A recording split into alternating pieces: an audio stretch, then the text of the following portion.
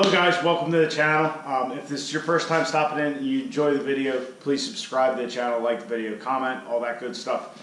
This is our 1,000 horsepower 6.7 Cummins, which is getting back together. I'm hoping to actually start the truck, fill it with transmission fluid tonight, try and figure out why our aux coolers aren't starting with the switch. I think maybe it just might be a fuse or something, but that's kind of the big thing tonight. Just go over everything, double check that we have all our I's dotted and our T's crossed, and try and get this thing started and get the transmission full of fluid so tomorrow we can take it out, test the pressures and all that kind of good stuff. Now before we get started with that, I want to talk about something that I saw before I left work, and honestly I was definitely on my phone way more than I should have in the deer stand tonight because I was checking this out. So apparently Lavon of FirePunk broke a motor. And when I say broke a motor, it's in half. I'll show you guys the videos. I'll try and pull the videos up. I don't know what the quality will be, but yeah, so they had a D&J enforcer on the dyno. I believe it's the Sigma motor that they had at the UCC last year. And if you look at the video, it looks like it actually broke right above the main caps, or right above the bearings, I should say, because after the block flies off, you can actually still see the rotating assembly spinning, what are left of rods and pistons just kind of slapping all over the place. But I mean, the cast iron block just grenaded. Now I think it's his Sigma pump motor because, let me grab my phone, and on his Facebook page, which I'm not on the Facebook, so don't even worry about looking, but he had a post a few days ago, Sigma plus 104mm single turbo plus D&J 24 valve 6.7 enforcer equals 2,276 horsepower. That's with a single turbo. I mean, that's a big ass single turbo, but single turbo nonetheless. So then he had a post like a couple days later or a day later, and basically saying that they were making, I think it was 3,000 horsepower at 5,500 RPMs with this motor.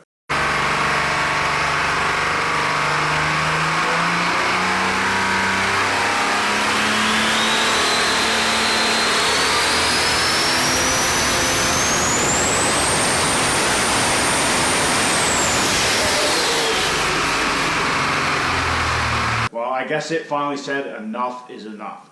So looks like 3,000 horsepower. Between that and 2,000, I guess 2,500 we'll say. Between 2,500 and 3,000 horsepower is the limits of a cast iron 6.7 block, and that's an enforcer block. That is a deck plate motor. You know, that's pretty much the baddest motor you can get and still run coolant in. So if you guys pay any attention to that stuff, a lot of guys are, who have competition-only vehicles are going to billet blocks. I know Fleece, I'm sure you guys know. Fleece makes one now. I believe the old ones are LSM or something. That's like an older company that did it. I think the sled pulling guys have been doing this for a long time. And D&J is currently working on, and I think they've actually produced a couple just for show. I don't know the inner workings, but just following their social media and all. What they're calling the Executioner, and how I took it, and I talked to Drew a little when we were at the track, and it's basically an aluminum billet block up top, and the bottom, I guess where the bearings, like where this motor split, is I guess a billet piece of steel. It's kind of how I take it. So they're kind of eliminating that weak point with the cast iron block and making it even stronger. So that, that should be probably your strongest billet block. I don't know, but it's very cool. It's very exciting. So I'm going to put some clips in here that I'll pull off, FirePunk's or Lavon's social media pages, and, some pictures I can find to show you, but some very exciting stuff. I can't wait to go to the Ultimate Call Out Challenge just this year. Last year they said it was the hunt for 3,000 horsepower. Seeing all this kind of stuff, I think it might happen this year. If not, we'll at least see 2750 say.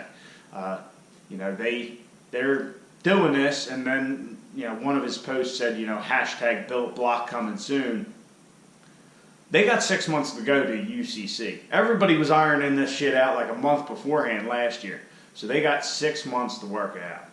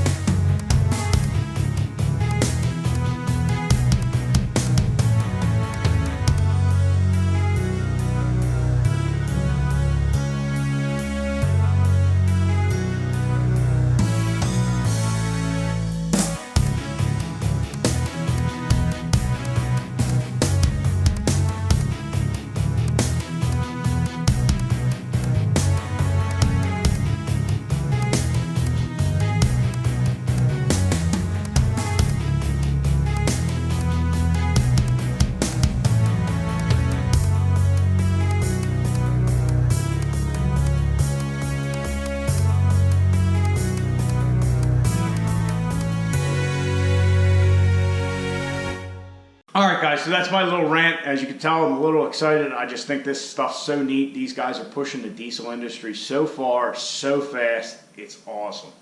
So tonight, like I said earlier, we're going to work on getting this transmission filled. I do have our little adapter fitting, as you can see.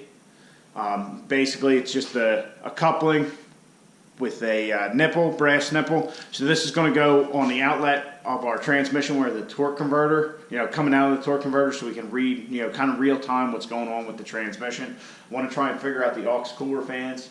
I'm hoping it is just a fuse. And then I want to get to filling the motor, I don't want to fill the motor with transmission fluid. I certainly don't. I want to fill the transmission with transmission fluid and just kind of get that level all sorted out, so tomorrow we can check our pressures and take this thing for a test drive. Alright guys, let's get into it.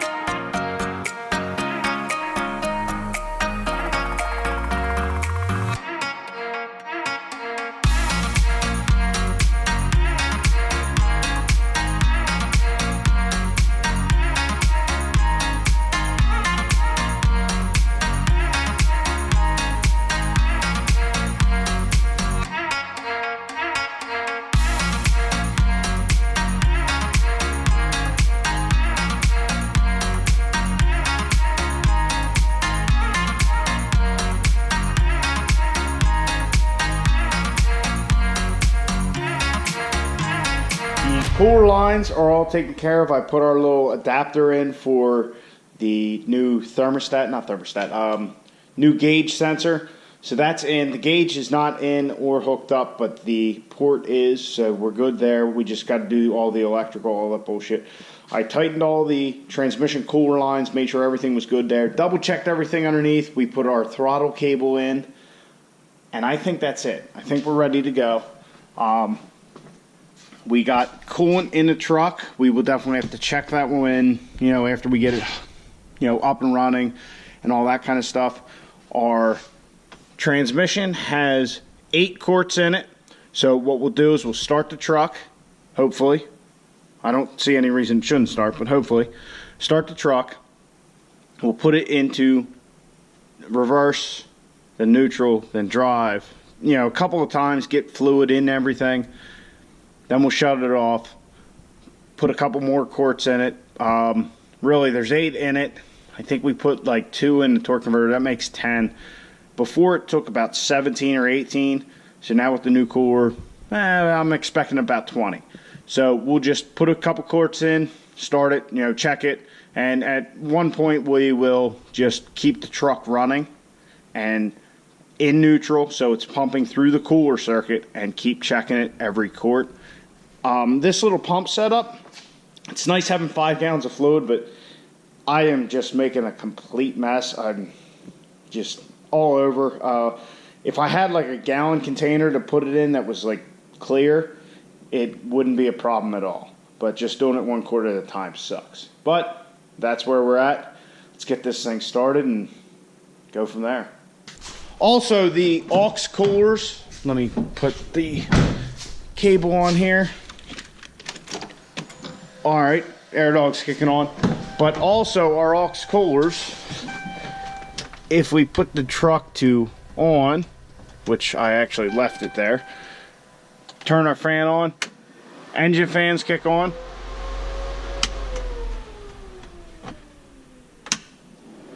Trans fans kick on, so we are good to go there. Brakes applied, parking brakes on. Let's see what we got.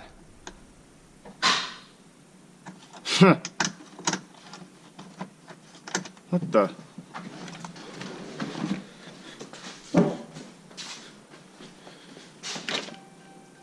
Alright, probably loose battery connection. Yeah, they're both loose. Let me tighten up this ground and we'll try this again.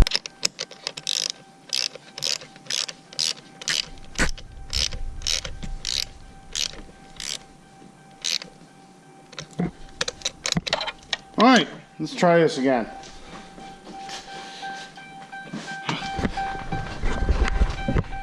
Alright everybody, cross your fingers. Air dog's on.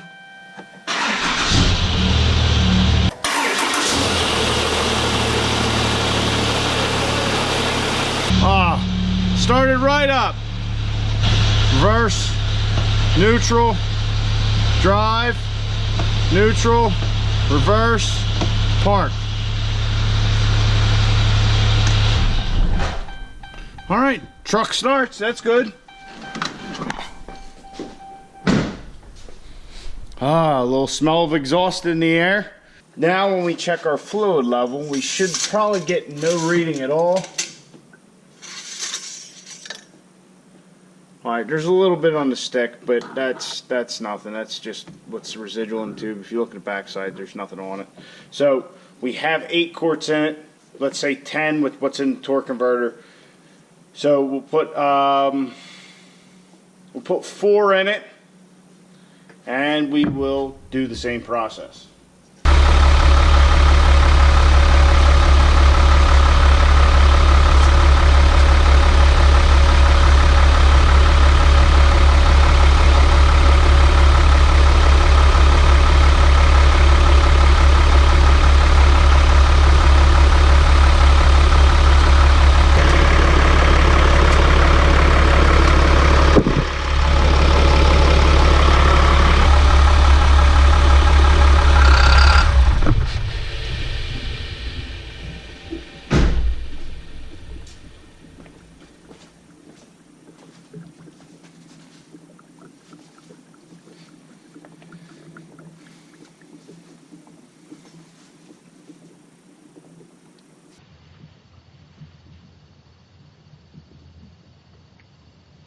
Everything's checking out good. The transmission's filled. It's in a good sweet spot. We'll have to take it out, get it nice and warm just to make sure we're not overfilled, but I think we're okay.